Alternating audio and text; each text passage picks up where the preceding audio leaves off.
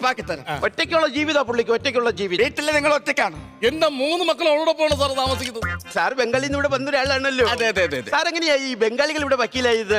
ബംഗാളി വക്കീൽ വരണമുണ്ടല്ല. ഞാൻ ആദ്യം നിന്നത് ഒരു വക്കീലിന്റെ വീട്ടിൽ ചെടി വെട്ടാൻ വേണ്ടിയാണ് നിന്നത്.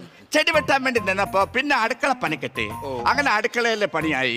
പിന്നെ വക്കീലിന്റെ 2ാമത്തെ നിലയിലെ പണി എനിക്ക് കിട്ടി. അപ്പോ 2ാമത്തെ നിലയിലെ ഒരു നിയമപുസ്തകം കിടന്നു. ആ നിയമപുസ്തകം എടുത്ത് വായിച്ചു കോട്ടിട്ട് ഞാൻ വക്കീലായിട്ട് ഇറങ്ങി. അപ്പൊ വക്കീലൊക്കെ മനസ്സിലായില്ലേ? ഞാൻ ഒത്തിരി കഷ്ടപ്പെട്ട് പഠിച്ച വക്കീലായ ആളാണ് ഞാൻ. അപ്പൊ ആ വീട്ടിലെ വക്കീലോ? എന്റെ വീട്ടിൽ ചെടി വെട്ടാൻ നിൽക്കുന്നു.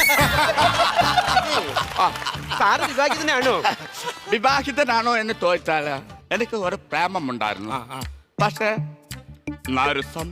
ഒന്നാം ഉത്സവം അല്ല, ഇന്നാളൊരു ദിവസം ആള് ഒരു കാമുകന്റെ കൂടെ ഒളിച്ചോടിപ്പോയി. എന്നിട്ടെന്തുണ്ടായി? ഒളിച്ചോടിപ്പോയി. അത് കഴിഞ്ഞ് എന്തുണ്ടായി? ഞാൻ അവരെ പിറകെ ഓടിയിൽ എന്തുണ്ടായെന്ന് അറിയാൻ വേണ്ടി. ഞാൻ പറയുന്ന കാര്യം ശ്രദ്ധിച്ച് കേട്ടോ. നിങ്ങളുടെ മക്കളുടെ കാര്യത്തിൽ ഒരു തീരുമാനം ഉണ്ടാക്കണം അല്ലേ? അപ്പൊ പൂത്തത് കേൾക്കണം. നിങ്ങളുടെ വീട്ടില് നിങ്ങൾ ഒറ്റയ്ക്കാണ്. ഈ സമയത്ത് നിങ്ങളുടെ 3 മക്കളുണ്ട്.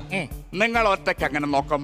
3 മക്കളില്ലേ? അപ്പൊ ഞാനുണ്ട്. അപ്പൊ നമ്മള് 4 പേരില്ലേ? നമ്മൾ പരസ്പരം നോക്കയില്ലേ? പിന്നെ ഞാൻ എന്തിനും ഒറ്റയ്ക്ക് നോക്കണം?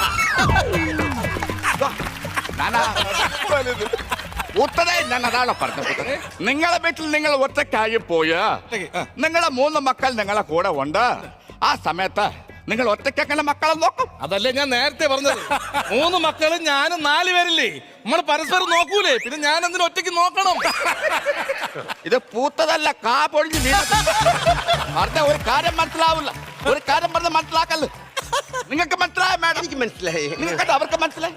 മാഡം, മാഡത്തിന്റെ വീട്ടില് മാഡം മാത്രമേ ഉള്ളൂ. 3 മക്കൾ ഒറ്റയ്ക്കാണ്. നിങ്ങൾ ഒറ്റയ്ക്കാണ്.